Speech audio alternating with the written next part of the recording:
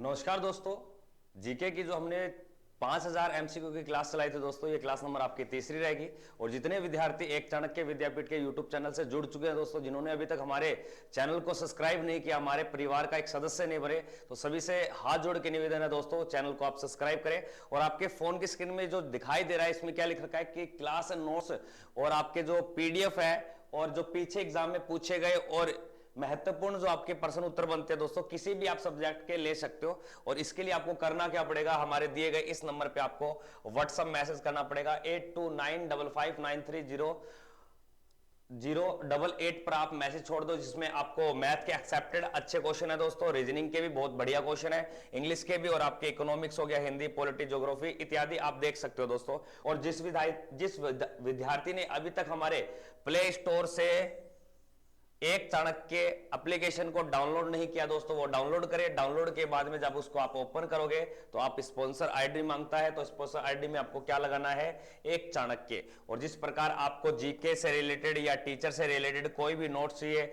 या आपका कोई भी पैकेज है या क्यूज लगाना चाहो, ये सारी फैसिलिटी इस ऐप के अंदर आपको मिल जाएगी दोस्तों। और आगामी भर्तियों की आप जो भी तैयारी करें उनके लिए भी इंपॉर्टेंट रहने वाली है, और जिस एग्जाम की आप तैयारी करें उसके लिए तो धमाकेदार क्लास रहेगी। तो अपनी क्लास को आज शुरू करते हैं दोस्तों, फटाफट से आप शेयर कर दो सेशन को।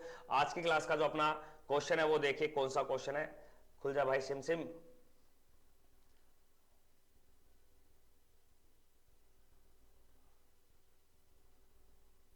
चलते भाई अपने क्वेश्चन की ओर।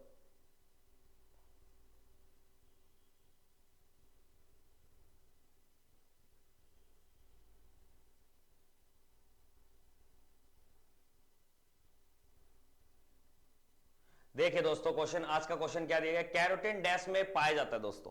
कैरोटीन किस में पाया जाता है दोस्तों, फटाफट से कमेंट करके बता दो। कैरोटीन नाम का जो तत्व है वो किस में पाया जाता है, दूध में, गाजर में, मांस में, नींबू में। और यहां पे सबसे ज्यादा पूछा था ना कि किसमें, यानी कि जो पीएच मान होता है, नींबू का पीएच मान कितना होता है, तो आपका जवाब क्या रहता है, 2.4। आपको ध्यान देना है। सिरके के पीएच मान की बात की जाए तो सिरका, जो सिरका होता है दोस्तों, सिरके का पीएच मान होता है दोस्तों 2.8, आपको ध्यान देना। और आपके यानी कि विटामिन सी की मात्रा सर्वाधिक किसमें होती है, आंवला। किसमें होती है, आंवला, आंवला में, ठीक है, आंवला याद रखना आपको। और यहां पे अगर बात करें आपसे क्या पूछा है, कैरोटीन, तो कैरोटीन ध्यान देना दोस्तों, ये सर्वाधिक मात्रा में पाया जाता है आपके गाजर में, ठीक ना। और दूध की अगर बात की जाए तो एक कैसिन नाम का क्या पाया जाता है दोस्तों, तत्व पाया जाता है। कैसिन हो गया, कैरोटीन हो गया, कैरोटीन, कैरोटीन। और ये कैरोटीन क्या करता है, दूध को पीला करता है दोस्तों, और दूध को जो सफेद करता है उसे क्या बोलते हैं अपन, कैसिन, यानी कि सफेद आपका राइट उत्तर हो जाएगा, ठीक ना। तो यहाँ पे आपका जो राइट उत्तर होगा दोस्तों वो क्या होगा, ऑप्शन संख्या आपके बी, गाजर। गाजर याद रखना दोस्तों। गाजर की अगर मैं बात करूं कि गाजर एक कैसी फसल है, तो आप बोलोगे सर ये एक जड़ है, ये क्या एक जड़ है, ये आपको ध्यान देना। गाजर एक रवि की फसल है, किसकी फसल है, रवि की फसल है, ये भी आपको ध्यान देनी है दोस्तों। दूध का उत्पादन की अगर मैं बात करूं कि दूध का जो सर्वाधिक उत्पादन होता है, उत्पादन दूध का जो सर्वाधिक उत्पादन होता है दोस्तों, ये ध्यान देना, भारत में उत्तर प्रदेश में होता है। और विश्व में सबसे ज्यादा जो उत्पादन किया जाता है दोस्तों, ये भी आपको ध्यान देना है, ये विश्व में सबसे ज्यादा जो होता है दोस्तों, ये आपका राइट उत्तर यहाँ पे हो जाएगा, भारत। क्या हो जाएगा दोस्तों, भारत में सबसे ज्यादा होता है। दूसरे नंबर पे आता है यूएसए, और तीसरे नंबर पे आता है आपके चीन, ये आपको ध्यान देना। दूध का कई बार पूछ लिया जाता है कि दूध यानी कि मिल्क डे की अगर बात आ जाए तो 2 डे याद रखने। एक नेशनल जो बनाया जाता है दोस्तों वह आपके 26 नवंबर को। नेशनल मिल्क डे की अगर बात की जाए तो याद रखना 26 नवंबर को। और आपसे इंटरनेशनल मिल्क डे की बात करी जाए तो इंटरनेशनल, तो ध्यान देना 1 जून को। मिल्क का पीएच मान अगर आपसे कोई बोल दे कि सर मिल्क का पीएच मान 6.4 से लेकर आपके 6.8 के बीच होता है। मिल्क एक अम्लीय है, याद रखना दोस्तों, मिल्क एक अम्लीय है, इसको ध्यान देना। तो इस क्वेश्चन का जो राइट उत्तर होगा दोस्तों वो क्या होगा, आपके गाजर, आपको ध्यान देना है। अगले प्रश्न की ओर पढ़ते हैं भैया। अगला प्रश्न जो दिया गया है वो देखिए भाई फटाफट से। क्वेश्चन क्या दिया गया है कि चंडीगढ़ की अधिकारित भाषा क्या है, यानी कि चंडीगढ़ के बारे में तो सुना होगा सर, चंडीगढ़ एक यूटी क्षेत्र है। चंडीगढ़ क्या एक यूटी क्षेत्र है। इस यूटी क्षेत्र की आपसे क्या पूछ रहा है, अधिकारिता भाषा पूछ रहा है, यानी कि इसकी लैंग्वेज क्या है। याद रखना दोस्तों, भारत में अगर मैं बात करूं, भारत के सभी सभी केंद्र शासित प्रदेश या यूनियन टेरिटरीज यूटी क्षेत्र की जो ऑफिशियल लैंग्वेज है, कार्यकारी भाषा, कार्यकारी जो भाषा होती है दोस्तों, वह ध्यान देना, वह अंग्रेजी होती है। क्या होती है दोस्तों? अंग्रेजी आपका राइट उत्तर होगा। क्या होगा दोस्तों? अंग्रेजी इसका बिल्कुल राइट उत्तर होगा दोस्तों, अच्छे से याद रखना। वहीं पे अगर मैं बात करूं कि चंडीगढ़ की जो स्थापना हुई थी दोस्तों, स्थापना की अगर बात आ जाती है स्थापना, तो चंडीगढ़ की जो स्थापना हुई दोस्तों, ये 1 नवंबर आपके 1966 को, 1 नवंबर 1966 को जो चंडीगढ़ और हरियाणा और आपके पंजाब की क्या बनती है ये दोस्तों? राजधानी बनती है। पंजाब की क्या बनती है दोस्तों? ये राजधानी बनती है। और हरियाणा पंजाब का जो संयुक्त हाईकोर्ट है वो भी कहां पड़ता है दोस्तों? आपके चंडीगढ़ में। ये आपको ध्यान देना है। तो यहाँ की जो राइट उत्तर होगा दोस्तों, वह क्या होगा? ऑप्शन संख्या आपके, ऑप्शन संख्या आपका भाई, ऑप्शन संख्या हो जाएगा आपके, ठीक है ना, ये हो जाएगा भाई आपके ऑप्शन संख्या अंग्रेजी, ठीक है ना। तो यहाँ पे थोड़ा सा याद रखना। अगर मैं आपसे बोल दूं कि सर जो यूटी क्षेत्र है, अगर मैं बात करूं कि सर यूटी क्षेत्रों की कुल संख्या कितनी है, इनकी जो कुल संख्या है वो कितनी है, तो आपका जो जवाब रहेगा यूटी क्षेत्र की जो संख्या है सर, ये वर्तमान में आपके 8 है। ये वर्तमान में कितने दोस्तों? 8 आपको ध्यान देना है। वर्तमान में कितने? ये आपको 8 आपका राइट। इस 8 में सबसे बड़ा कौन सा यूटी क्षेत्र है? सबसे बड़ा, तो सबसे बड़ा याद रखोगे लद्दाख यूटी क्षेत्र। कौन सा? लद्दाख, जिसका एरिया है 59, हाँ 59,146 वर्ग किलोमीटर में ये फैला हुआ है। और वहीं पे अगर मैं बात करूं इसका छोटा यूटी क्षेत्र कौन सा है, तो आपका जवाब रहेगा लक्षद्वीप। क्या रहेगा दोस्तों? लक्षद्वीप, जो मात्र कितना फैला हुआ है दोस्तों? 32 वर्ग किलोमीटर में ये फैला हुआ है। कौन सा? लक्षद्वीप, ठीक है ना। ये आपको ध्यान देना है। कई बार ये भी पूछा जाता है कि जो यूटी क्षेत्र में अगर हम बात करें कि यूटी क्षेत्र में जो सबसे ज्यादा जनसंख्या किसकी है, यूटी क्षेत्र में सर्वाधिक, यूटी क्षेत्र में सर्वाधिक जनसंख्या वाला, तो सर्वाधिक जो जनसंख्या है दोस्तों, वह आपको याद रखना दिल्ली की। किसकी है? दिल्ली की। 2011 के अनुसार आपको ध्यान देना है 1,67,000, ठीक ना, 87,941 व्यक्ति आपको ध्यान देने। न्यूनतम की अगर बात की जाए तो न्यूनतम जनसंख्या किसकी है, तो आपका राइट उत्तर होगा लक्षद्वीप। क्या होगा दोस्तों? लक्षद्वीप। तो लक्षद्वीप की अगर मैं बात करूं तो कितनी है? 64,444। ये कई बार पूछ लिया जाता है यूटी क्षेत्रों के बारे में। तो इस प्रश्न को आप यहीं पे इतना याद रखोगे। अगले क्वेश्चन की ओर बढ़ता हूं। अगले प्रश्न में क्या दिया गया है दोस्तों, देखिए फटाफट से।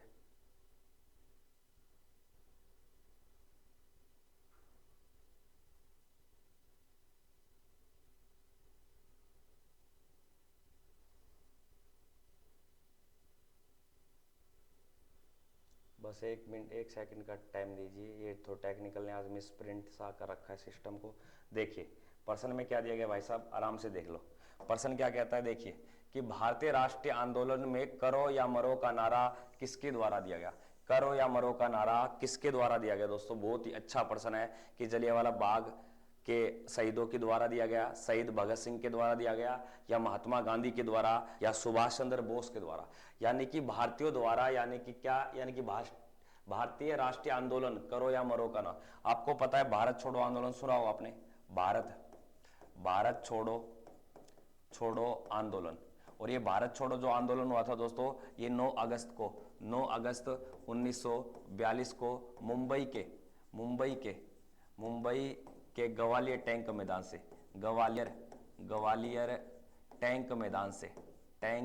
मैदान से इसे शुरू किया गया। और इसे शुरू किया था महात्मा गांधी, और उसी के अंदर महात्मा गांधी के द्वारा ये करो मरो का नारा दिया गया, डू एंड डाई। ये किसके द्वारा दिया गया? एम गांधी के द्वारा ये नारा दिया गया। तो इस प्रश्न का जो राइट उत्तर हो जाएगा ये महात्मा गांधी के बारे में 2 बातें याद रखना दोस्तों। अक्सर पूछा जाता है हे राम, जो हे राम शब्द है इनकी मृत्यु के समय जो निकला वो किसके द्वारा है? महात्मा गांधी। और अंग्रेजों भारत छोड़ो, तो अंग्रेजों भारत छोड़ो की अगर बात आती है, ये भी किसका आता है जवाब? तो भी आपका राइट उत्तर क्या होगा? महात्मा गांधी। और अगर आपसे बोल दे कि महात्मा गांधी की जो पुण्यतिथि है, पुण्यतिथि वो कब आती है? पुण्यतिथि याद रखना दोस्तों 30 जनवरी को आती है। और पुण्यतिथि यानी कि कब से? 1948 से, क्योंकि इस दिन इसका क्या हुई थी? मृत्यु। और इसी दिन हम क्या बनाते हैं? शहीद दिवस। इसी ही दिन क्या बनाया जाता है? शहीद दिवस। तो शहीद दिवस किस तारीख को आता है दोस्तों? ये पूछ लिया था शहीद दिवस। तो आप बताओगे 30 जनवरी को। एक बात और याद रखना, महात्मा गांधी की अगर मैं बात करूं कि महात्मा गांधी दक्षिण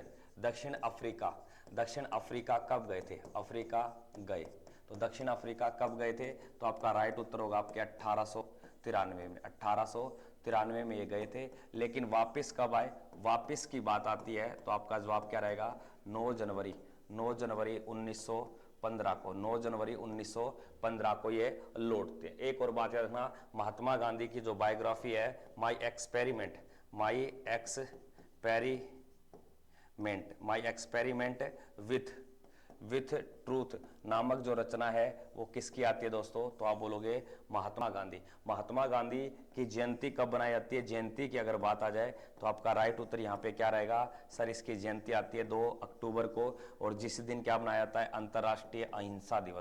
अंतर्राष्ट्रीय अहिंसा दिवस भी इसी की जयंती के उपलक्ष्य पे 2 अक्टूबर को ये मनाया जाता है दोस्तों। और महात्मा गांधी ने कांग्रेस पार्टी के अध्यक्षता, पूछ लेता है कई बार कि महात्मा गांधी ने कांग्रेस आपसे प्रश्न आ सकता है कि कांग्रेस पार्टी की अध्यक्षता कब की थी, तो आप बोलोगे सर इसकी अध्यक्षता की थी 1924 में। कब की थी दोस्तों, 1924 में कांग्रेस पार्टी की अध्यक्षता की जाती है दोस्तों, ये याद ध्यान देना।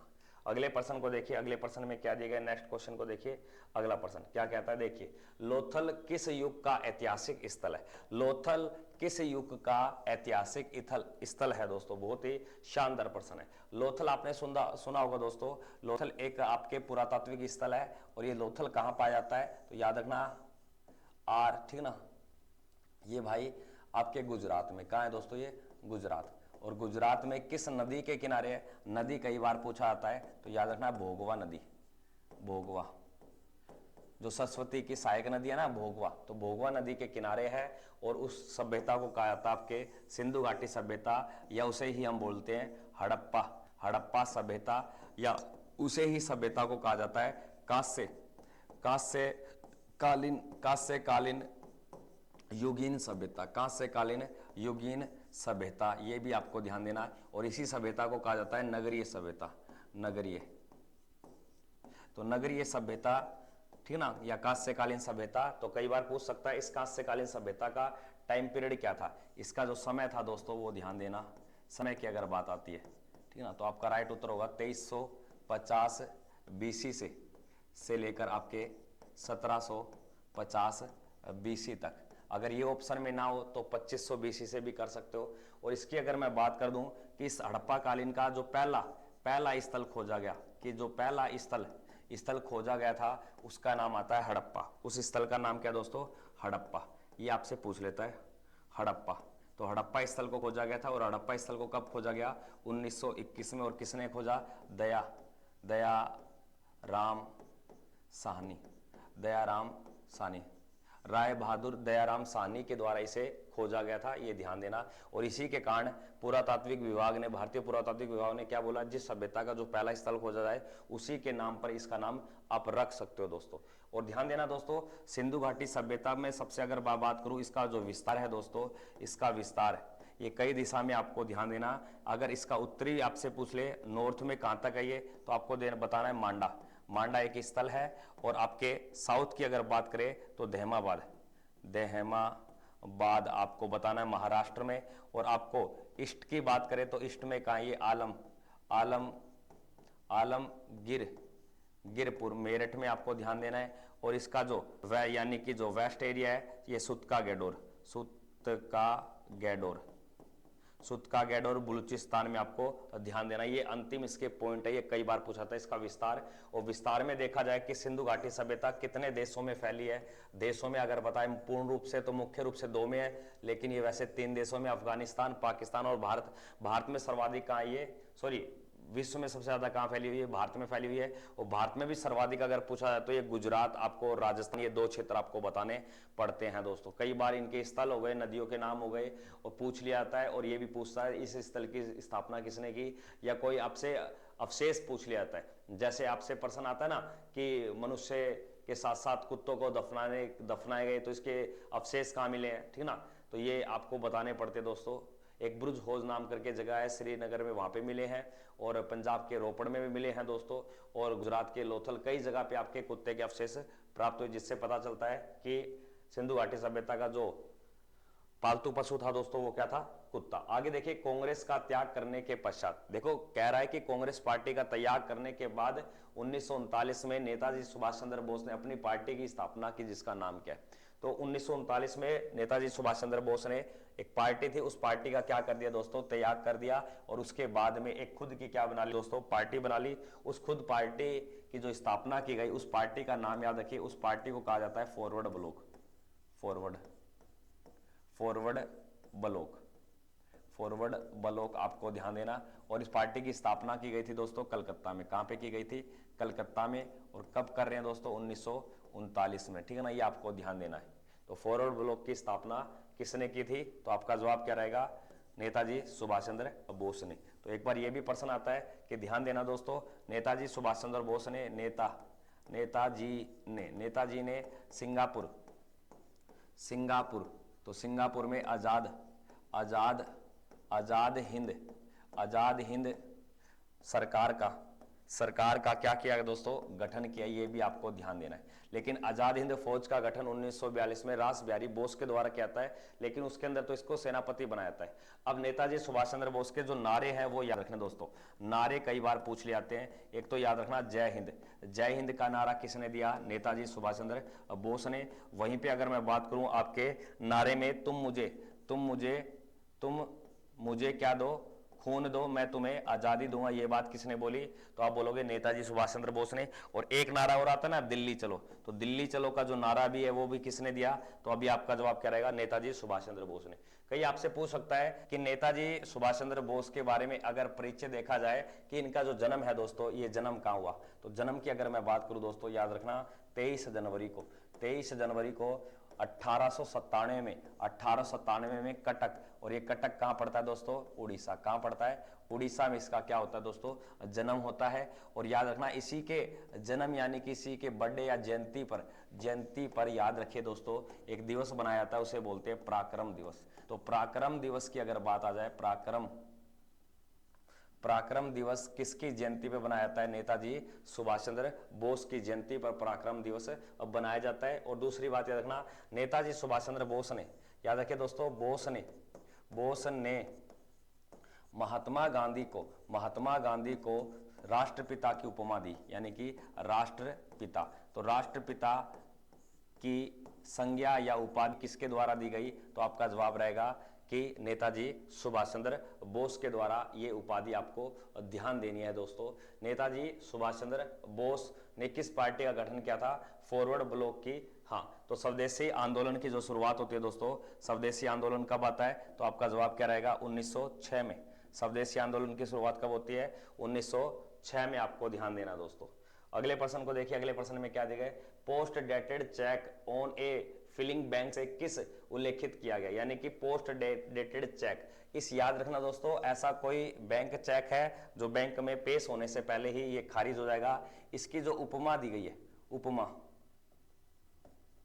उपमा की अगर बात आ जाए या संज्ञा की बात आ जाए दोस्तों, ये जो संज्ञा दी गई है ये याद रखना एम गांधी के द्वारा, महात्मा गांधी के द्वारा ये बात की गई। और बात किस मिशन में की गई दोस्तों, ये क्रिप्स मिशन। और ये क्रिप्स मिशन ये कब आया था दोस्तों, आप बोलोगे सर 1942 में, 1942 में। और एक बात बताना चाहता हूं दोस्तों, जो अगस्त प्रस्ताव है ये कब हुआ था, आपके 1940 में, ये कई बार पूछ लिया जाता है। आगे क्या दिया गया, कैबिनेट मिशन द्वारा दिए गए प्रस्ताव। अब कैबिनेट मिशन कब आया था दोस्तों, ये ध्यान देना 1946 में। और जिसने क्या किया था, भारतीय संविधान सभा का गठन किया था दोस्तों।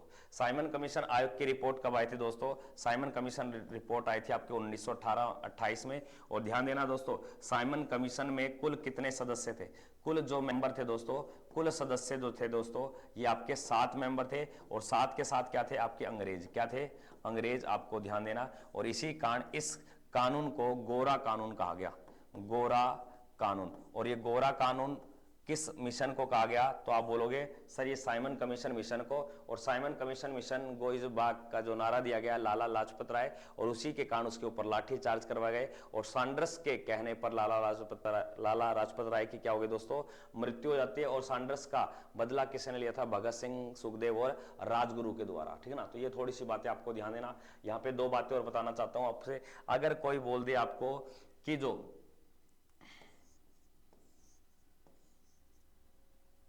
भारत छोड़ो आंदोलन, भारत छोड़ो आंदोलन कब हुआ था, तब आपका जवाब क्या रहेगा, 1942 में आपको देखना है। और देश आजाद कब हुआ था दोस्तों, देश स्वतंत्र की बात आ जाए तो 1947। और देश संविधान यानी कि लागू, हमारा कॉन्स्टिट्यूशन या संविधान लागू कब होता है, तो आपका जवाब क्या रहेगा, 1950। ये 2-4 सन याद रख लेना, आगे आते रहेंगे उसमें हम बताते रहेंगे दोस्तों। अगले प्रश्न को देखिए क्या दिया, महात्मा गांधी को महात्मा की उपमा किसके द्वारा दी गई। अब महात्मा गांधी को खूब सारे नाम मिलते हैं ना, जैसे दो चार बातें करता हूं। एक आपसे बोल देगा अर्ध नगन फकीर। अर्ध नगन फकीर की जो उपमा दी गई दोस्तों, वो याद रखना विंस्टन चर्चिल के द्वारा दी गई। और इसे बापू की जो उपमा दी गई, बापू, और ये बापू की जो उपमा दी गई, ये पंडित जवाहरलाल नेहरू के द्वारा ये उपमा दी गई। और उसके बाद में इसे राष्ट्रपिता की उपमा जो दी गई, राष्ट्रपिता, तो ये राष्ट्रपिता की जो उपमा दी गई, ये नेताजी सुभाष चंद्र बोस के द्वारा ये उपमा दी गई, ये आपको ध्यान देना है। और उसी के बाद में अगर आपसे कोई बोल दे कि महात्मा गांधी को महात्मा की जो उपमा दी गई, महात्मा की, वह दी गई रविंद्रनाथ टैगोर के द्वारा, ये आपको ध्यान देना है। इस प्रश्न का जो राइट उत्तर होगा दोस्तों, वह आपके रविंद्रनाथ टैगोर बिल्कुल राइट रहेगा। यहाँ पे दो बातें सुनना, रविंद्रनाथ टैगोर के बारे में क्या प्रश्न बनता है कि प्रथम भारतीय नोबेल पुरस्कार विजेता। और ये विजेता कब रहे थे दोस्तों, 1913 में। लिखते चलना है कॉपी में, अच्छी बातें। दूसरी बातें सुनना, रविंद्रनाथ टैगोर ने गीतांजलि बुक की रचना की, और इसी के कारण इन्हें क्या मिला, नोबेल पुरस्कार। और जो हमारा राष्ट्रीय गान है, यानी कि राष्ट्रीय गान की अगर बात की जाए, तो ये राष्ट्रीय गान कहां से लिया गया है, तो भी आपका जवाब क्या रहेगा, गीतांजलि पुस्तक से। रविंद्रनाथ टैगोर के बारे में दो बात याद रखना कि रविंद्रनाथ टैगोर को किसका रचयिता बनाया जाता है, राष्ट्रीय गान का। रविंद्रनाथ टैगोर के द्वारा चित्रा पोस्ट ऑफिस, तो पोस्ट ऑफिस जो भी ये सारी रचनाएं हैं, ये रचनाएं किसकी है, तो आप बताओगे रविंद्रनाथ टैगोर की, आपको ध्यान देना है। रविंद्रनाथ टैगोर इसका राइट उत्तर हो जाएगा। देखो आपके गोपाल कृष्ण गोखले, ये गोपाल कृष्ण गोखले कौन थे दोस्तों, ध्यान से रखना। गोपाल कृष्ण महात्मा गांधी के, एम गांधी के राजनीतिक गुरु थे, तो राजनीतिक गुरु कौन थे भैया, गोपाल कृष्ण गोखले किसके थे, महात्मा गांधी के। B.R. अंबेडकर के बारे में याद रखना, इसे भारतीय संविधान का पिता कहा जाता है, यानी कि संविधान का पिता। तो संविधान का पिता किसे बोला है, B.R. अंबेडकर को। ठीक ना, मोहम्मद अली जिन्ना, ये पाकिस्तान के पहले क्या थे, गवर्नर थे या आपके प्रधानमंत्री थे, कमेंट करके जरूर बताएं। अगला देखिए क्या दिया, किसका संबंध 1857 के युद्ध से नहीं है। अब 1857 की क्रांति के बारे में कई प्रश्न बन सकते हैं दोस्तों। याद रखना, इस क्रांति को पहला स्वतंत्रता संग्राम बोला गया, सैनिक विद्रोह बोला गया। और याद रखिए, इस क्रांति की अगर पहली घटना पूछ ले, इस क्रांति की पहली घटना कहां होती है, घटना, तो ये घटना आपको ध्यान देनी है, 29 मार्च को, और 1858 को पहली घटना घटती है, 1857 ध्यान देना दोस्तों। 1857 को 34वीं NI, या इसको बोल सकते हैं बैरकपुर छावनी में ये क्या हुई थी दोस्तों, घटना घटी थी, आपको ध्यान देना, बैरकपुर छावनी में। और 1857 की पहली शुरुआत पूछ ले, या 1857 की क्रांति की शुरुआत आपसे प्रश्न आ जाए, शुरुआत कहां से होती है, तो शुरुआत याद रखना दोस्तों, ये आपके 10 मई 1857 को ये आपकी जो शुरुआत होती है दोस्तों, ये ध्यान देना, ये मेरठ से होती है। उस मेरठ को कहा जाता है 20वीं नेटिव इन्फेंट्री से ये शुरुआत की जाती है दोस्तों, ध्यान देना। जबकि 1857 की क्रांति की जो एक निश्चित जो डेट रखी गई थी दोस्तों, निश्चित डेट, और वो डेट क्या रखी गई थी कि क्रांति हम कब करेंगे, 31 मई को क्रांति की जाएगी, 31 मई को क्रांति की जाएगी। लेकिन किसी कारण क्या हो गया, किसी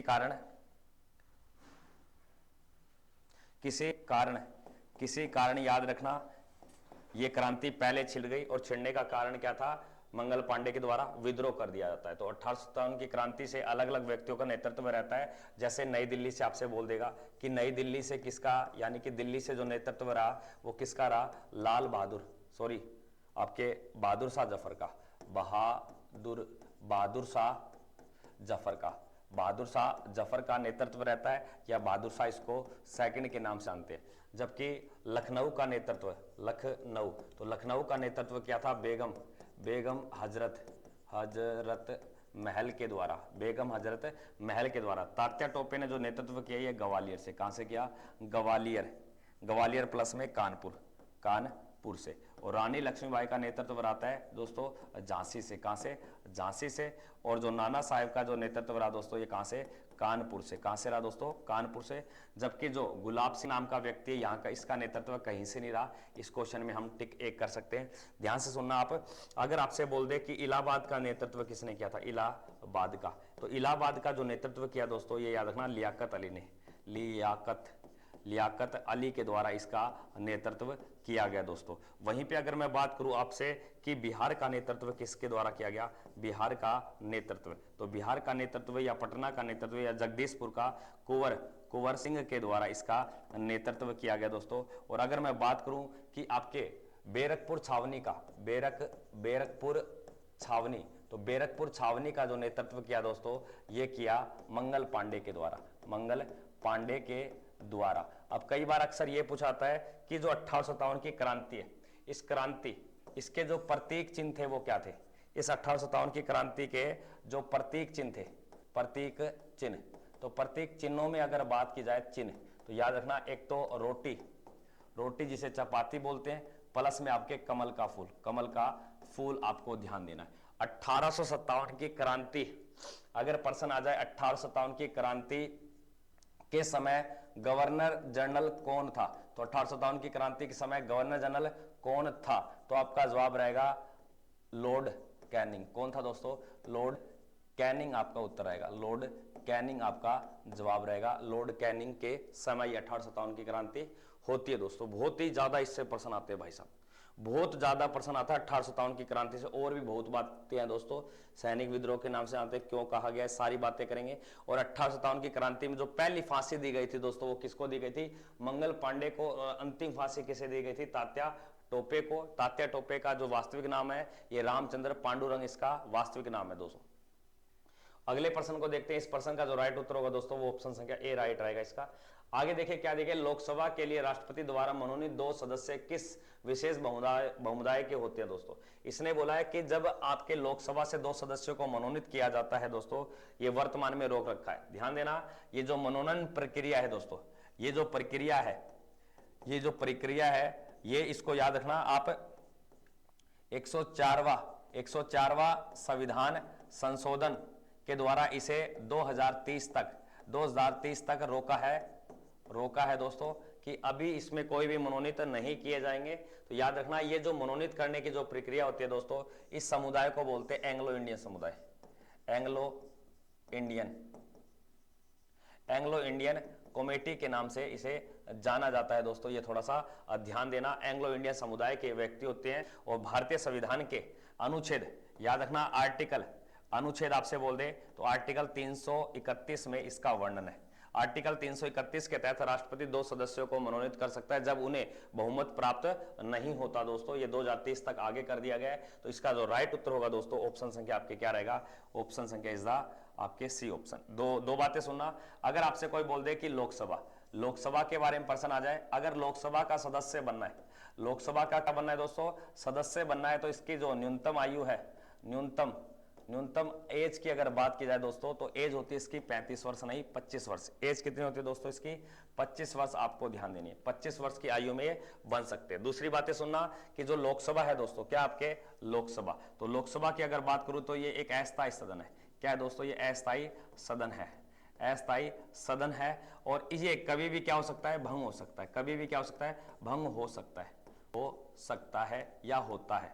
भंग हो सकता है कभी भी या होता है भंग, ये आपको ध्यान देना। और लोकसभा के जो बहुमत दल का नेता होता है, लोकसभा के बहुमत दल का जो नेता होता है, नेता, तो वो याद रखना उस नेता को हम क्या बोलते हैं, पीएम। तो बहुमत दल का जो नेता होता है दोस्तों उसे क्या बोलते हैं, पीएम कहा जाता है। और ध्यान देना वर्तमान में जो लोकसभा सीटें यानी कि जो सीट है दोस्तों वह आपके कितनी है, 543। आपको ध्यान देना 543, ये आपको याद रखना 543 इसकी लोकसभा सीटें। लोकसभा का व्यक्ति कोई कार्य करता है तो अपने पद पे कितने साल कार्य करता है दोस्तों, तो आपका राइट उत्तर होगा 5 वर्ष। क्या होगा दोस्तों, 5 वर्ष। और अगर मैं बात करूं अगर लोकसभा के गठन की बात, तो लोकसभा का गठन के लिए आर्टिकल याद रखना, अनुच्छेद 81 में इसके आर्टिकल की बात की गई है। लोकसभा के गठन या स्थापना की अगर बात आ जाए तो 1952 में इसको स्थापना की गई थी। तब इसे बोलते थे हाउस ऑफ पीपल के नाम से जानते थे, हाउस ऑफ पीपल। इसके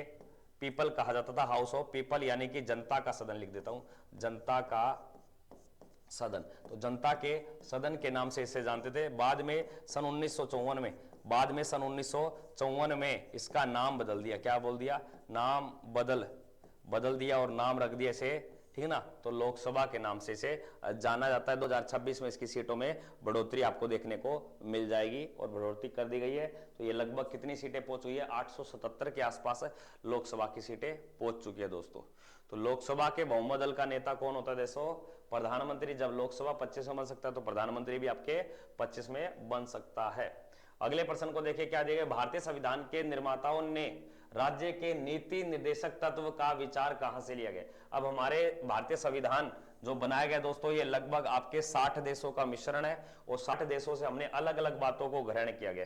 इन बातों में से सबसे ज्यादा क्या पूछता है वो आपको बताना चाहता हूं। एक तो आपसे बोलता है कि जो आपके फंडामेंटल राइट्स है, ये फंडामेंटल जो राइट्स है ये कहां से लिए गए, तब आपका जवाब होगा यूएसए से। और एक आता है फंडामेंटल ड्यूटीज, तो फंडामेंटल ड्यूटीज को कहां से ग्रहण की गई है, तब आपका जवाब आता है आपका रूस। डीपीएसपी की अगर बात करें, डीपीएसपी, तो डीपीएसपी की अगर बात करें तो ये कहां से ली गई है दोस्तों, आयरलैंड से, आयरलैंड। तो इसका राइट उत्तर हो जाएगा आयरलैंड। तो यानी कि डीपीएसपी की अगर बात की जाए तो ये कहां से लिए गए, आपके आयरलैंड गणतंत्र संविधान से इन्हें ग्रहण किया गया। उत्तर संख्या आपका बी रहेगा। लेकिन कई बार आता है कि जो राज्य के नीति निर्देशक तत्व है इनका उल्लेख कहां है, यानी कि भारतीय संविधान में इनका उल्लेख कहां है, तो आपको बताना। एक तो अनुच्छेद नंबर आपके 36 से लेकर 51 तक, आर्टिकल 36 से लेकर इसका 51 तक इसका उल्लेख मिलता है। और भारतीय संविधान के भाग संख्या यानी कि पार्ट ऑफ यानी कि संविधान पूछ ले तो भाग संख्या आपके 4th में इसका उल्लेख मिलता है दोस्तों। कहां मिलता है, 4th में इसका उल्लेख मिलता है। तो यह राइट उत्तर हो जाएगा आपके 4th, या ऐसे लिख देना आप, या इस प्रकार लिख देना, आपके 4th में इसका क्या मिलता है दोस्तों, उल्लेख मिलता है। ये इस प्रकार रोमन संख्या में आपको मिलेगा। दूसरी बात सुनना मेरी बात है, ये राज्य के नीति निर्देशक का कार्य क्या होता है, किसी राज्य को लोक कल्याणकारी बनाने के लिए, किसी राज्य को कल्याणकारी बनाने के लिए, राज्य को कल्याणकारी बनाने के लिए प्रावधान आपके लिए गए हैं, ये आपको ध्यान देना है। तो इस क्वेश्चन का जो राइट उत्तर हो जाएगा ऑप्शन संख्या डी। अब दो बातें सुनना, भारत शासन अधिनियम 1935, हाँ मैडम जी, भारत शासन अधिनियम 1935 के द्वारा, तो भारत शासन अधिनियम 1935 के द्वारा भारतीय संविधान, आपको ध्यान देना दोस्तों, भारतीय संविधान, तो भारतीय संविधान में सर्वाधिक निर्माण भारत शासन अधिनियम 1935 का ही पड़ता है, ये आपको ध्यान देना। सर्वाधिक निर्माण किसका पड़ता है, भारत शासन अधिनियम 1965 का पड़ता है, लगभग आपके 70% योगदान किसका है, भारत शासन अधिनियम 1935। यूएसए के संविधान से दो बातें याद रखना, यूएसए के संविधान से एक मैंने बता दिया आपको, फंडामेंटल राइट्स यहीं से लिए गए, और दूसरा राष्ट्रपति का निर्वाचन, राष्ट्रपति का जो निर्वाचन, ठीक है ना, कैसा निर्वाचन होगा, प्रत्यक्ष या अप्रत्यक्ष, ये आपको ध्यान देना। प्लस में आपके महाभियोग की जो प्रक्रिया है, वियोग, तो महाभियोग की प्रक्रिया भी कहां से ली गई, आपके यूएसए से। और दूसरी आपके प्रस्तावना। तो प्रस्तावना यानी कि प्रेमबल की भी बात कहां से ली गई आपके, तो बोलोगे यूएसए से। और दूसरी अगर करूं तो बात वाइस प्रेसिडेंट भी आपको याद रखना, ये भी कहां से लिएगा आपके यूएसए से। बहुत सारी बातें, हाँ यूएसए, अच्छा यूएसएसआर, इसको थोड़ा सा ये करना, यूएसए ये बन जाएगा आपके ऑप्शन संख्या सी। तो इसका उत्तर जो होगा आपके वो फोर्थ होगा दोस्तों। अगले प्रश्न को देखिए, राष्ट्रपति को पद के जो शपथ दिलाए जाते हैं वो किसके द्वारा जाते हैं। राष्ट्रपति को जो पद की शपथ दिलाए जाते हैं दोस्तों, ये किसके द्वारा जाती है। इससे रिलेटेड दो बातें याद रखना दोस्तों। अगर आपसे राष्ट्रपति से संबंधित दो बातें पूछ लिया है, एक तो आर्टिकल आपके 52 पूछेगा, अनुच्छेद 52। तो अनुच्छेद 52 में दिया गया भारत का एक राष्ट्रपति होगा, भारत का एक राष्ट्रपति होगा, भारत का एक राष्ट्रपति होगा। तो ये बात कहां बोली गई है, तो आपका राइट उत्तर क्या हो जाएगा दोस्तों, ऑप्शन संख्या आपका अनुच्छेद 52 देख लेना। और दूसरी बात, आर्टिकल आपके 53 में क्या बोला गया है, भारत सरकार के संघ की या भारत के केंद्र या भारत केंद्र की संघ की कार्यपालिकाएं, संघ की कार्यपालिकाएं। तो कार्यपालिकाएं जो शक्तियां हैं, कार्यपालिकाएं शक्तियां राष्ट्रपति में निहित होंगी, राष्ट्रपति में क्या होंगी, निहित होंगी। ये भी आपको ध्यान देना, निहित होंगी दोस्तों। उसके बाद में एक आपको मिलेगा आर्टिकल 54। तो 54 का याद रखना, इसमें राष्ट्रपति के निर्वाचन में कौन कौन लोग वोट कर सकता है, कौन कौन वोट कर सकता है। तो कौन कौन वोट करता है, तो ध्यान देना, राष्ट्रपति के चुनाव में जो वोट करते हैं, एक तो याद रखना लोकसभा, एक लोकसभा वोट करती है, और दूसरी राज्यसभा, राज्यसभा वोट करती है, और तीसरी की अगर बात करूं तो राज्यों की विधानसभा क्या करती है दोस्तों, वोट करती है। और इन तीनों के केवल कैसे सदस्य, केवल निर्वाचित मेंबर ही इसमें क्या करते हैं दोस्तों, वोट करते हैं। निर्वाचित मेंबर ही इसमें क्या करते हैं, वोट करते हैं। निर्वाचित, केवल निर्वाचित वोटर ही इसमें क्या करते हैं दोस्तों, वोट करते हैं। थोड़ा सा ध्यान देना दोस्तों। उसके बाद में आर्टिकल आपके 55, आर्टिकल आपके 55 की अगर बात करूं 55 की, तो आर्टिकल 55 में क्या दिया गया है, राष्ट्रपति के निर्वाचन का प्रकार दिया गया, राष्ट्रपति के चुनाव का क्या दिया गया दोस्तों, प्रकार दिया गया। आपको थोड़ा सा ध्यान देना। वहीं पे अगर मैं बात करूं आपसे आर्टिकल 56 की, आर्टिकल आपके 56 की, तो राष्ट्रपति का क्या दिया गया है, कार्यकाल। राष्ट्रपति का कार्यकाल कितने वर्ष का होता है दोस्तों, 5 वर्ष का होता है। कार्यकाल कम और ज्यादा हो सकता है, सारी बातें मैं बता दूंगा आपको। आगे देखिए आर्टिकल आपके 57 में राष्ट्रपति का री इलेक्शन हो सकता है, यानी कि पुनर्निर्वाचन, निर्वाचन। और आर्टिकल 58 में उसको बनने की योग्यताएं, पद पे आने की योग्यताएं, भारत का क्या होना चाहिए, नागरिक होना चाहिए। और आर्टिकल आपके 59 में उस राष्ट्रपति के चुनाव से लड़ने से पहले उसकी शर्तें या नियम होते हैं कुछ, वो आपको ध्यान देना है। जैसे जमानत राशि 15,000, प्रस्तावक अनुमोदक 50-50। और आर्टिकल 60 में उसकी ओथ की बात की गई है, ओथ का मतलब समझ गए, उसके क्या की गई है दोस्तों, शपथ की बात की गई है। और आर्टिकल 61 में जब वो संविधान का अतिक्रमण करता है तो उसके ऊपर क्या लगाए जा सकते हैं, महाभियोग की प्रक्रिया। तो महाभियोग की प्रक्रिया का उल्लेख मिलता है। और आर्टिकल आपके 62 में क्या मिलता है, तो 62 में याद रखना, उसको पद रिक्त, यानी कि अगर ये पद रिक्त हो गया, इस पद को भरने का प्रावधान। ये सारे के सारे आर्टिकल आपके राष्ट्रपति से रिलेटेड है दोस्तों, ये ध्यान देना। तो इस प्रश्न का जो राइट उत्तर होगा दोस्तों, वो आपके भारत के मुख्य न्यायाधीश नहीं। ये शपथ कौन दिलाता है, तो शपथ दिलाता है भाई भारत का मुख्य न्यायाधीश। तो भारत का मुख्य न्यायाधीश यानी कि सुप्रीम कोर्ट का चीफ जस्टिस इसको क्या दिलाता है दोस्तों, शपथ दिलाता है। ये आपको बहुत ही इंपॉर्टेंट बात याद रखने दोस्तों, अक्सर एग्जाम में पूछे जाते हैं क्वेश्चन, ठीक है ना। इस पर्सन से कोई रिलेटेड और बातें पूछने तो पूछ सकते हो दोस्तों। राष्ट्रपति का जो वेतन होता है कितना होता है,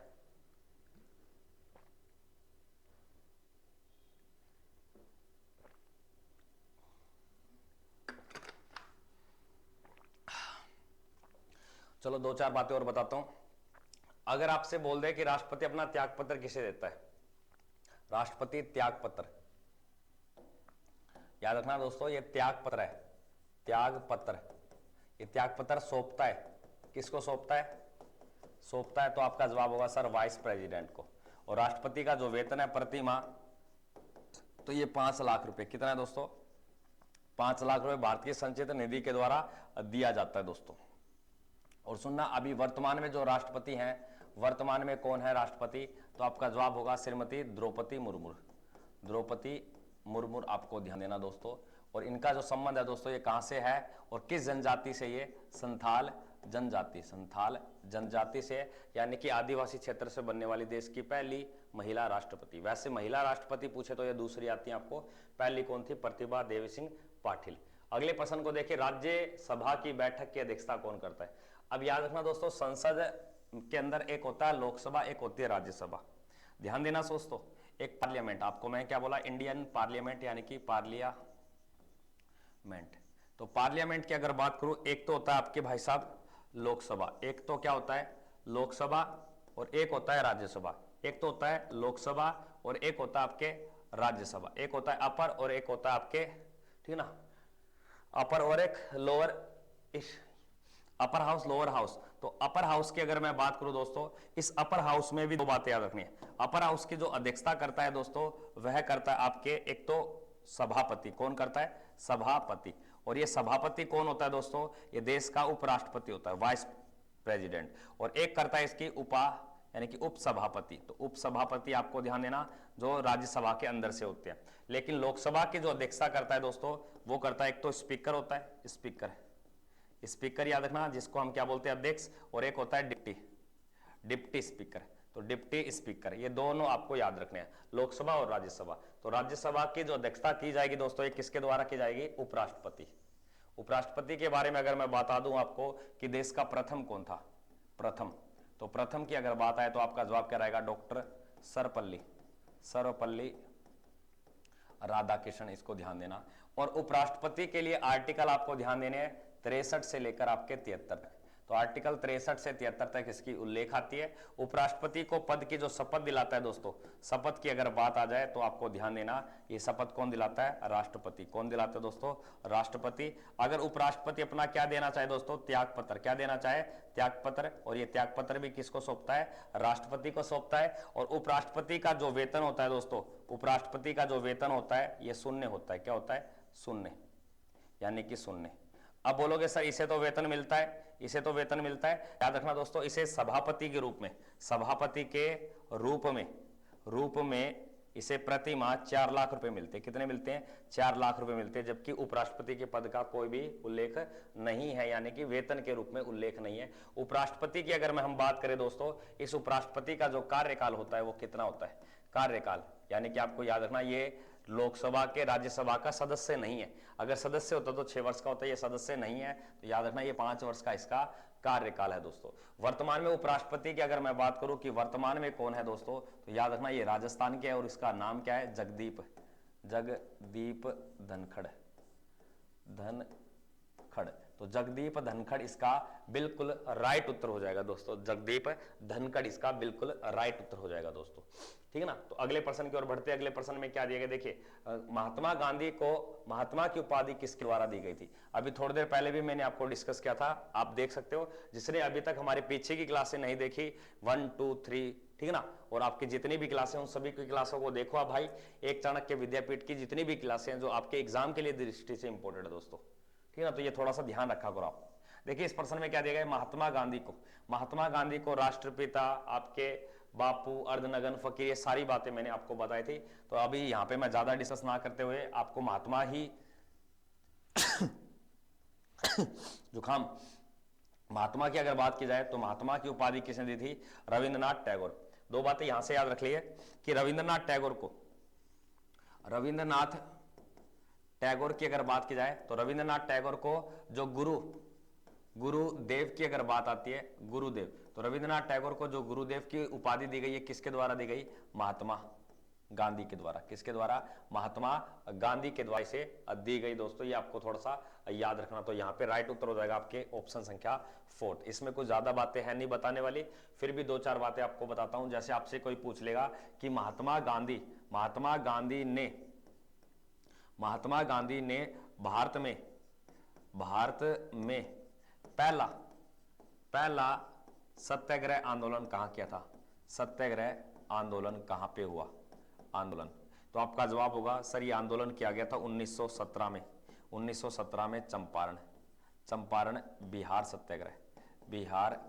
सत्याग्रह आपको ध्यान देना, बिहार सत्याग्रह में ये किया गया। ये अक्सर एग्जाम में पूछ लेता है दोस्तों। और भी एक बात बताना चाहता हूं दोस्तों, महात्मा महात्मा गांधी को याद रखना आप भाई साहब, इसकी एक पत्रिका याद रखना, पत्रिका, पत्रिका, ठीक ना, ठीक ना, young Indian, young Indian, Indian opinion, Indian opinion, ठीक ना, नवजीवन, नवजीवन, नवजीवन भी इसी की आती है, ठीक है ना, ये आपको ध्यान देना है भाई साहब। और इसके आश्रम की अगर बात की जाए तो वर्धा आश्रम और एक आपके साबरमती आश्रम दोस्तों, जिसे साबरमती घाट के नाम से जाना जाता है। अगले प्रश्न को देखिए क्या दिया गया, निम्नलिखित में से कौन सी भारत की महत्वपूर्ण रबी फसल है। तो भारत की महत्वपूर्ण रबी की जो फसल है दोस्तों उसका बात बताना है। रबी की गेहूं है, धान है, ज्वार है या बाजरा है। देखो यहाँ पे आपको ऋतुओं के अनुसार अगर मैं बात करूं, ऋतु के अनुसार, तो ऋतु के जो अनुसार फसल की अगर बात आती है 3 प्रकार की होती है। एक तो होती है जायद, एक होती है आपके खरीफ, क्या होती है, खरीफ, और एक होती है आपके रबी की फसल। और वैसे फसलों की अगर मैं बात करूं कि फसल के जो प्रकार होते हैं, फसल के जो प्रकार होते हैं दोस्तों, ये प्रकार, तो भी ये याद रखना 3 प्रकार के होते हैं। एक को तो बोलते हैं खरीफ, क्या बोलते हैं, खरीफ, और एक को बुलाता है आपके रबी, और एक को बुलाता है नकदी। तो नकदी, कितने प्रकार की फसल हो गई दोस्तों, 3 हो गई। और ऋतु के अनुसार पूछे तो ये अलग अलग होती है। तो आपको यहाँ पे रबी की बात कराए तो रबी की जो प्रमुख फसल है दोस्तों वह आपके गेहूं है, आपको ध्यान देना। जबकि धान और ज्वार और बाजरा ये तीनों किस ऋतु की फसलें हैं दोस्तों, ये आपको ध्यान रखना, ये खरीफ ऋतु की फसलें हैं। और खरीफ की जो प्रमुख फसल है दोस्तों उसका नाम आता है धान। तो खरीफ की प्रमुख फसल का नाम क्या है, धान है दोस्तों।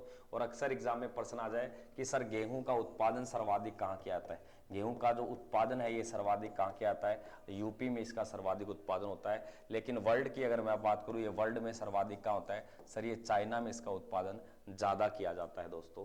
अगले प्रश्न की ओर बढ़ता हूं, क्या दिया गया, निम्नलिखित में से कौन सा अक्षांश भारत से होकर गुजरता है। अब भारत से होकर गुजरने वाली जो लेटीट्यूड लाइन है उसका नाम बताना है। भारत से होकर गुजरने वाली लेटीट्यूड लाइन का जवाब दीजिए दोस्तों। बहुत बढ़िया सेशन चल रहा है, सेशन को ज्यादा से ज्यादा आप शेयर करो दोस्तों। देखो आप गला बैठता जा रहा है बीच बीच में भी, तो ज्यादा से ज्यादा सेशन को आप शेयर करें भाई, सेशन को ज्यादा से ज्यादा शेयर करें। जितने भी विद्यार्थी हमारे चैनल पे नए आते हैं दोस्तों, चैनल को आप सब्सक्राइब करें। और इन क्लास की पीडीएफ के लिए आपको क्या करना पड़ेगा, डिस्क्रिप्शन में दिए गए आपको व्हाट्सएप या हमारे टेलीग्राम या हमारा एप्लीकेशन को डाउनलोड करोगे, वहां पे आपको ये सभी प्रकार की सभी क्लासों की सभी टीचरों की आपको पीडीएफ प्रोवाइड करवाई जाती है दोस्तों। ये थोड़ा सा ध्यान देना। प्रश्न में क्या दिया गया, निम्नलिखित में से कौन सा अक्षांश भारत से होकर गुजरता है। अब भारत से होकर गुजरने वाले अक्षांश बहुत सारे हैं दोस्तों, लेकिन यहाँ पे थोड़े विशेष अक्षांश है। जैसे इस भूमध्य या विषुवत रेखा को बोलते हैं 0 डिग्री, 0 डिग्री, और इसे बोला जाता है आपके 23.5 डिग्री, 23.5 डिग्री उत्तरी अक्षांश। और ये हो जाएगा आपके 23.5 डिग्री, 23.5 डिग्री दक्षिणी अक्षांश। इस दक्षिणी अक्षांश को बोलते हैं, ठीक है ना, ट्रॉपिक ऑफ कैप्रिकॉर्न, और ऊपर वाले को बोलते हैं ट्रॉपिक ऑफ कैंसर के नाम से जानते हैं, और इसे इक्वेटर के नाम से जानते हैं। तो दोनों बातें ध्यान से रखना। ये आपके क्या है, देखो मैं बना देता हूं एक बार आपको। ये हमारी क्या है, पृथ्वी है दोस्तों। अब इस पृथ्वी के मिडल की अगर मैं बात करूं दोस्तों, जैसे ये इस प्रकार की एक ये रेखा हो गई, एक इस प्रकार की ये रेखा हो गई दोस्तों, एक इस प्रकार की ये क्या हो गई, रेखा हो गई दोस्तों। अगर मैं ऊपर वाले की अगर मैं बात करूं दोस्तों, इसको बोलते हैं हम कर्क रेखा, क्या बोलते हैं, कर्क रेखा, और इसे बोलते हैं भूमध्य रेखा, और इसे बोलते हैं मकर रेखा, क्या बोलते हैं, मकर रेखा दोस्तों। इस मकर रेखा की अगर मैं बात करूं दोस्तों, ये भारत से नहीं गुजरती, ना ये गुजरती, और भारत से कौन सी गुजरती है, आपके कर्क रेखा गुजरती है। आपको थोड़ा सा ध्यान देना। तो यहाँ पे जो राइट उत्तर हो जाएगा दोस्तों आपके कर्क रेखा। अब कर्क रेखा के बारे में क्या प्रश्न आ सकता है, भारत के राज्य, भारत के राज्य, तो भारत के राज्य कौन कौन से इसके ऊपर, या कितने राज्य हैं, तो आपका जवाब रहेगा 8 राज्य। गुरुजी 8 राज्य कौन कौन से हैं, तो सबसे पहले याद रखना इसके ऊपर जो राज्य आता है उसका नाम आता है दोस्तों गुजरात, क्या नाम आता है, गुजरात। फिर आपके राजस्थान, फिर आपके मध्य प्रदेश, और मध्य प्रदेश से जो अलग हुआ था छत्तीसगढ़, और छत्तीसगढ़ के बाद में बिहार से जो अलग हुआ झारखंड, झारखंड के बाद पश्चिम बंगाल, पश्चिम बंगाल के बाद में बांग्लादेश और त्रिपुरा के बाद में मिजोरम। तो ये कितने राज्य हैं दोस्तों, आपको ध्यान देने हैं, 8 राज्यों से होकर गुजरती है। कई बार ये प्रश्न आ जाता है कि जो सर जो मकर रेखा है, कर्क रेखा, इनको नदी, देखो जो मकर रेखा को जो नदी काटती है उसका नाम है लिम्पोपो, क्या नाम है, लिम्पोपो नदी, आपको ध्यान देना है। और अगर प्रश्न आ जाए कि सर भूमध्य रेखा को कौन काटती है, तो याद रखना कांगो नदी, कौन सी, कांगो नदी इसको 2 बार काटती है। लेकिन भारत में इसको 2 बार काटने वाली नदी का नाम क्या है, माही नदी, क्या नाम है दोस्तों, माही नदी इसका नाम है। तो अक्सर एग्जाम में आता है कि सर इन रेखाओं को दो दो बार काटने वाली नदियों के नाम बताइए, तो मैंने आपके सामने बोर्ड पे लिखने का कार्य किया है। वहीं पे अगर मैं बात करूं दोस्तों, ये कर्क रेखा, क्या बात भाई, कर्क रेखा, ध्यान देना, कर्क रेखा कुल देशों से पूछे कितने देशों से गुजरती है, तो ये 18 देशों से गुजरती है। कितने देशों से, 18। वहीं पे आपके पूछ ले कि कितने महाद्वीप से गुजरती है, महाद्वीप की अगर बात है तो ये 3 महाद्वीप से गुजरती है। वहीं पे आपसे पूछ ले कितने महासागर से गुजरती है या महासागरों से गुजरती है, तो अभी आपका राइट उत्तर क्या होगा, 3 से गुजरती है दोस्तों। अगर आपके कर्क रेखा पे याद रखना दोस्तों, कर्क रेखा के ऊपर जो सूर्य का प्रकाश होता है वो एक तो लंबवत जो पड़ता है वो 21 जून को पड़ता है। कब पड़ता है, 21 जून को। तो 21 जून को दिन बड़ा भी होता है, दिन बड़ा भी होगा, और याद रखना दोस्तों दिन छोटा भी होता है। तो 21 जून को दिन बड़ा भी होता है और छोटा भी होता है। वहीं पे आपके मकर रेखा को 21 यानी कि मकर रेखा को 21 जून को दिन बड़ा भी होता है और दिन छोटा भी होता है। लेकिन यहाँ पे आपके 22 दिसंबर, तो 22 दिसंबर की आपके बात आ जाए तो 22 दिसंबर को दक्षिणी गोलार्ध का दिन बड़ा होता है, जबकि 21 जून को उत्तरी गोलार्ध का दिन बड़ा होता है। लेकिन दक्षिणी गोलार्ध का जो छोटा दिन होता है वो 21 जून को होता है। जो बड़ा यहाँ पे है वो ऊपर वाले में क्या हो जाएगा, आपके छोटा। तो इनको अच्छे से हम जब भारत के टॉपिक को पढ़ेंगे अच्छे से डिस्कस करेंगे दोस्तों। टेंशन नहीं लेने का, बस पार्ले मुनैको खाने का। टेंशन नहीं लेने का, पार्ले मुनैको खाने का मेरे भाई। अगले प्रश्न में क्या दिया गया, भारत का सबसे बड़ा उत्पादक है। अब भारत निम्नलिखित में से किस चीज का सबसे बड़ा उत्पादक है, भारत निम्नलिखित में से किस चीज का सबसे बड़ा उत्पादक है। देखो भारत में अगर मैं बात की जाए तो उत्पादक में सबसे ज्यादा, तो एक तो याद रखना आपको जिप्सम, जिप्सम। एक याद रखना भाई आप अबरक, अबरक, ठीक है ना। और एक याद रखना आप दूध, क्या याद रखोगे दोस्तों, दूध। तो भारत की अगर मैं बात करूं, भारत सर्वाधिक उत्पादन में कौन सा, जिप्सम, अबरक, ये भारत में सबसे ज्यादा होते हैं। तो यहाँ का जो राइट उत्तर हो जाएगा ऑप्शन संख्या अबरक। अबरक क्या होता है, तो याद रखना दोस्तों, इसको माइका कहा जाता है। क्या बोलते हैं, माइका। क्या बोलते हैं, माइका। और ये माइका दोस्तों विद्युत का कुचालक, विद्युत का कुचालक होता है दोस्तों, कुचालक, ठीक ना। विद्युत का क्या होता है दोस्तों, ये कुचालक होता है। ये ध्यान देना आपको, ये थोड़ा सा राइट उत्तर हो जाएगा यहाँ पे। कोयले उत्पादन की अगर मैं बात करूं दोस्तों, कोयले उत्पादन में पहला स्थान आपके चीन का है। दूसरे स्थान की अगर मैं बात करूं दोस्तों, तो दूसरे स्थान में कोयले उत्पादन का स्थान देखना पड़ेगा, शायद यूएसए है या दक्षिण अफ्रीका। तो पहले स्थान पे चीन याद रखना। टीन की अगर मैं बात करूं तो टीन में भी पहला स्थान किसका है, आपके चीन का ही, आपको थोड़ा सा ध्यान देना। तो यहाँ पे आपका राइट उत्तर क्या बन जाएगा, अबरक यानी कि माइका। और माइका की अगर मैं बात करूं दोस्तों, अबरक या माइका भारत में सर्वाधिक कहाँ होता है, भारत में। तो भारत में याद रखना इसका आंध्र प्रदेश और छत्तीसगढ़, छत्तीसगढ़ इन दो जगहों पे अच्छा उत्पादन किया जाता है अबरक यानी कि माइका का। अगले प्रश्न को देखिए क्या दिया गया, पीलिया किस अंग को प्रभावित करता है। साइंस का क्वेश्चन आ गया, अच्छा प्रश्न है। पीलिया किस अंग को प्रभावित करता है दोस्तों। और आपने सुना होगा कि मानव शरीर की सबसे बड़ी ग्रंथि, मानव शरीर की सबसे बड़ी ग्रंथि, तो मानव शरीर की जो सबसे बड़ी ग्रंथि है उसका नाम क्या है, यकृत। क्या नाम है दोस्तों, यकृत। और यानी कि इसे हम क्या बोलते हैं, जिगरा, यानी कि इसे ही लीवर कहा जाता है। क्या बोलते हैं, सॉरी, लीवर।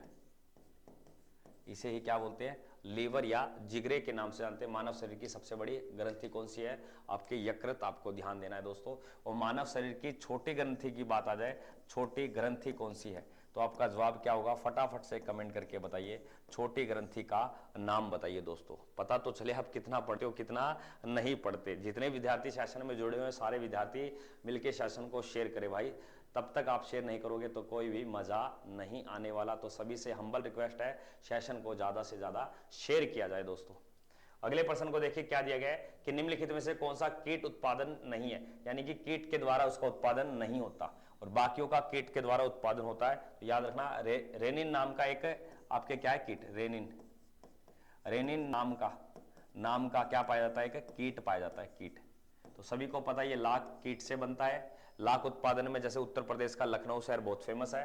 शहद की अगर बात की जाए तो ये कीट से तैयार होता है। और आपके रेशम की अगर बात करें ये भी कीट से तैयार होता है। ये सारे आपके कीट से बनने वाले आपको ध्यान देने हैं। जबकि जो केसर है दोस्तों, ये आपको केसर में किसका प्रयोग होता है भाई, आपके फसल का आपको याद रखना है। ये प्रकृति से सारे प्रकृति है, ये नहीं कि ये फसल कैटेगरी में आता है, यानी कि कीट कैटेगरी में नहीं आता। ये आपको थोड़ा सा ध्यान देना है।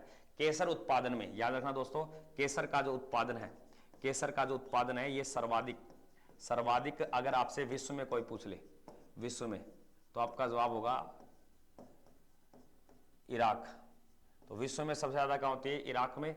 और भारत की अगर मैं बात करूं कि भारत में सर्वाधिक कहां होती है, तो आपका जवाब रहता है जम्मू एंड कश्मीर। और याद रखना इसके 10 ग्राम का जो वजन, यानी कि जो वजन है, इसका जो रेट है दोस्तों, रेट की अगर मैं बात करूं तो ये 2500 रुपए का एक तोला मिलता है, यानी कि 2500 रुपए में 10 ग्राम इसे प्राप्त की जाती है दोस्तों। केसर बहुत ही बढ़िया होती है स्वास्थ्य के लिए, ठीक है ना, महिलाओं के लिए भी अच्छी होती है दोस्तों ये, तो थोड़ा इसको सेवन किया करो दूध के साथ शाम को, बढ़िया रहेगी आपके लिए।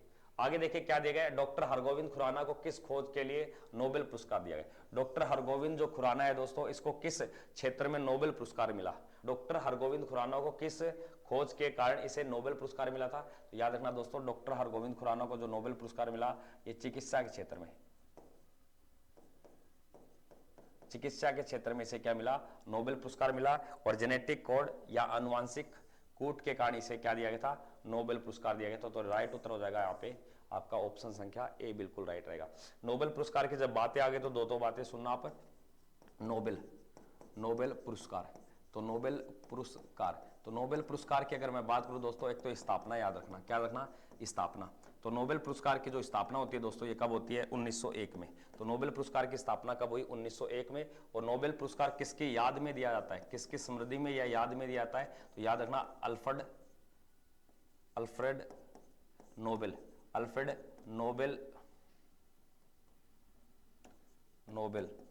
की याद में जाता है। और अल्फ्रेड नोबेल की जो मृत्यु हुई थी 1896 में, और उसकी याद में दिया जाता है। और देता कौन है, एक तो याद रखना स्वीडन, कौन देती है, स्वीडन सरकार। और प्लस में एक याद रखना शांति क्षेत्र में जो दिया जाता है दोस्तों, ये नॉर्वे सरकार देती है, कौन देती है, नॉर्वे सरकार के द्वारा दिया जाता है। तो आपको ये पता चल गया कि नोबेल जो पुरस्कार है ये स्वीडन और आपके नॉर्वे के द्वारा देता है। नोबेल पुरस्कार कितने क्षेत्र में दिया जाता है, तो इसके क्षेत्र याद रखना दोस्तों, 5 + 1 बराबर में आपका टोटल कितना हो जाएगा, 6। अभी आपने सर 5 + 1 क्यों लिखा, क्योंकि जब शुरुआत में इसकी स्थापना की गई थी 1901 से लेकर आपके 1968 तक, ये आपके टोटल मिलता था 5 क्षेत्र में। लेकिन बाद में इसकी स्थापना अर्थशास्त्र में और कर दी, अर्थशास्त्र में करते ही तो ये आज ये कितने क्षेत्र में हो गया दोस्तों, 6 क्षेत्र में हो जाता है दोस्तों। ये थोड़ा सा याद रखना। नगद राशि मिलती है दोस्तों, ये हर साल बदलाव रहता है इसका। नोबेल पुरस्कार की अगर मैं बात करूं दोस्तों, तो ध्यान देना, नोबेल पुरस्कार आपको राइट उत्तर यहां पे क्या मिलेगा कि 10 दिसंबर को इसको दिए जाते हैं। और कहां से जाते हैं, स्टॉकहोम स्वीडन की राजधानी से इसे वितरण किया जाता है। हर 10 दिसंबर को इसको वितरण किया जाता है। अक्टूबर माह में लिस्ट पहले ही तैयार हो जाती है। डॉक्टर हरगोविंद खुराना को किस क्षेत्र में मिला, आपके आनुवंशिक कूट के कारण मिला। लेकिन कई बार ये पूछा जाता है भारत में सबसे पहले कौन आया था, रविंद्रनाथ टैगोर। और महिला की बात आती है तो मदर टेरेसा, आपको ध्यान देना है दोस्तों। अगले प्रश्न में देखिए क्या दिया गया है, गुर्दा पथरी का पता लगाने के लिए किस प्रतिबिंबीय यंत्र को प्रयोग में लिया जाता है। गुर्दा पथरी का जो पता लगाने के लिए शरीर में किस यंत्र का प्रतिबिंब को प्रयोग में लिया जाता है, तो याद रखना उसको ट्रोमोग्राफी के नाम से जानते हैं दोस्तों। उसको क्या बोलते हैं, ट्रोमोग्राफी। ज्यादा कुछ खास बात नहीं है, तो याद रखें ट्रोमोग्राफी। तो कई बच्चे सिटी स्कैन करेंगे तो सिटी स्कैन जो करेगा तो वो फेल हो जाएगा दोस्तों। तो चीजों को याद करते चले। भारत में परमाणु ऊर्जा का जनक किसे कहा जाता है, बहुत ही इंपॉर्टेंट प्रश्न है, लेटेस्ट इंपॉर्टेंट प्रश्न है। भारत में परमाणु ऊर्जा का जो जनक है दोस्तों, ये किसे कहा जाता है। और याद रखना इस व्यक्ति को डॉक्टर होमी जहांगीर भाभा को भारत में टैंक मैन के नाम से जानते हैं। तो टैंक मैन के नाम से किस व्यक्ति को जाना जाता है, डॉक्टर होमी, ठीक है ना, डॉक्टर होमी जहांगीर भाभा के नाम से इसे जाना जाता है। और ये मुंबई से इसका रिलेटेड आपका हो जाएगा उत्तर संख्या। प्रोफेसर सतीश धवन एक आपसे ये पूछता है अंतरिक्ष केंद्र कहां पे, अंतरिक्ष केंद्र कहां पे, तो आपका जवाब क्या रहता है, ये श्रीहरिकोटा में इसका क्या है आपके, ठीक है ना, हेडक्वार्टर है। वहीं पे आपसे पूछ सकता है डॉक्टर KS कैठा, नहीं दोस्तों इसमें तो कोई नहीं। आपके श्रीहरिकोटा से 2 बातें याद रखना, जितने भी आपके चंद्रयान को लॉन्च किया गया, तो चंद्रयान कितने लॉन्च हुए, 1, 2 और 3rd। एक आपके 22 अक्टूबर 2008 को, एक आपके 22 जुलाई 2019 को, एक आपके 14 जुलाई 2023 को। तो चंद्रयान 3 एक को, दो को, ये कहां से लॉन्च किए गए? श्रीहरिकोटा। और ये श्रीहरिकोटा कहां पड़ता है? आंध्र प्रदेश में। और जो पुलिकट झील में स्थित है ये द्वीप है, ये श्रीहरिकोटा आंध्र प्रदेश। एक तो ये याद रखना। आगे देखिए, तैलीय पेट्रोलियम गैस का मुख्य घटक क्या है? तो पेट्रोलियम गैस का जो मुख्य घटक है दोस्तों, याद रखना, यहीं पे दो बातें बताना चाहता हूं। एक आपके एलपीजी। तो एलपीजी गैस का जो प्रमुख घटक है दोस्तों, उसे प्रोपेन और प्लस में ब्यूटेन के नाम से जानते हैं। वहीं पे आपसे पूछ लेगा आपसे गोबर गैस या बायोगैस के, इसमें आपके CH4 यानी कि मैं बात किसकी कर रहा हूं? मीथेन की बात कर रहा हूं। वहीं पे अगर मैं पेट्रोल की अगर बात करूं, पेट्रोल, तो पेट्रोल को याद रखना, आपके उत्तर हो जाएगा ब्यूटेन गैस। तो आपका राइट उत्तर यहां पे क्या होगा? ब्यूटेन गैस आपका बिल्कुल राइट उत्तर हो जाएगा दोस्तों, ठीक ना। एक आपने सुना होगा, ठीक ना, मिथाइल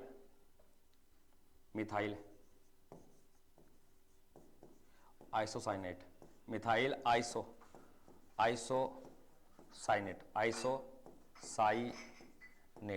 तो मिथाइल आइसोसाइनेट का रिसाव हुआ था दोस्तों। इसका रिसाव हुआ था आपके 2 दिसंबर 1984 को। इसका क्या हो गया दोस्तों? रिसाव। और इसका रिसाव होने के कारण एक कांड घटा था, यह घटना घटी थी, जिसको बोलते भोपाल गैस त्रियाजदी। तो भोपाल गैस त्रियाजदी में किस गैस का रिसाव हुआ दोस्तों? तो याद रखना, आपके मिथाइल आइसोसाइनेट आपको ध्यान देना है दोस्तों, ठीक ना।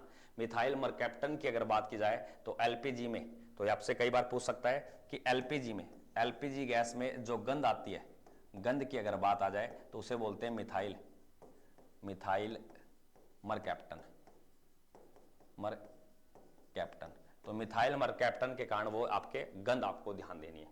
अगले प्रश्न में देखिए क्या प्रश्न दिया गया है कि पुलिस स्मरण महोत्सव दिवस कब मनाया था? तो पुलिस स्मरण महोत्सव दिवस कब बनाया था? 16 अक्टूबर, 18 अक्टूबर, 21 या 24? कब बनाया था दोस्तों? फटाफट बताइए।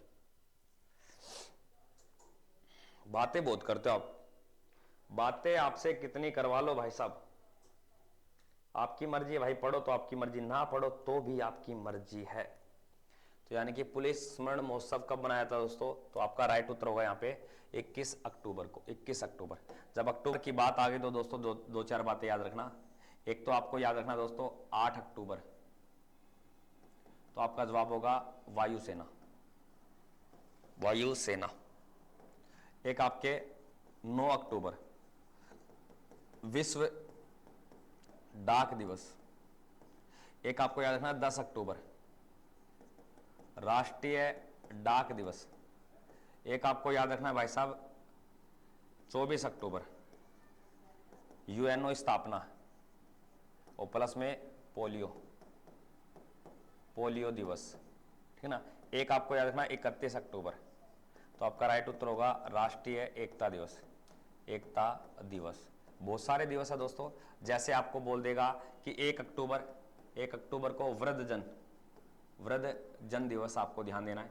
2 अक्टूबर की बात आ जाए तो गांधी, प्लस में आपके शास्त्री जयंती, और प्लस में अंतर्राष्ट्रीय अहिंसा दिवस। और वहीं पे 5 अक्टूबर की बात आ जाए दोस्तों तो याद रखना विश्व शिक्षक दिवस। मैं राष्ट्रीय शिक्षक की बात नहीं कर रहा, क्योंकि राष्ट्रीय जो शिक्षक दिवस है, राष्ट्रीय शिक्षक, तो राष्ट्रीय शिक्षक की अगर बात आए तो ये 5 सितंबर को आता है दोस्तों। कब आता है? 5 सितंबर को। तो ये अक्टूबर माह से रिलेटेड थोड़े से याद रखना। इस प्रश्न का विश्व खाद्य संगठन की अगर बात आ जाए, विश्व खाद्य संगठन या विश्व खाद्य दिवस जो कब आता है? आपके 16 अक्टूबर। आगे देखिए क्या देगा, डिस्कवरी ऑफ इंडिया यानी कि भारत की खोज नामक जो रचना है ये किसके द्वारा है? डिस्कवरी ऑफ इंडिया यानी कि भारत की खोज नामक जो रचना है दोस्तों, ये किसके द्वारा है दोस्तों? फटाफट से कमेंट करें दोस्तों। तो डिस्कवरी ऑफ इंडिया की अगर बात आ जाए तो ये देश के पहले पीएम थे, यानी कि प्रथम पीएम, ये आपको ध्यान देना है। याद रखिए संघ संविधान समिति के ये क्या थे? अध्यक्ष थे। समिति के अध्यक्ष थे, आपको थोड़ा सा याद रखना है। संघ समिति के क्या थे दोस्तों, ये अध्यक्ष थे।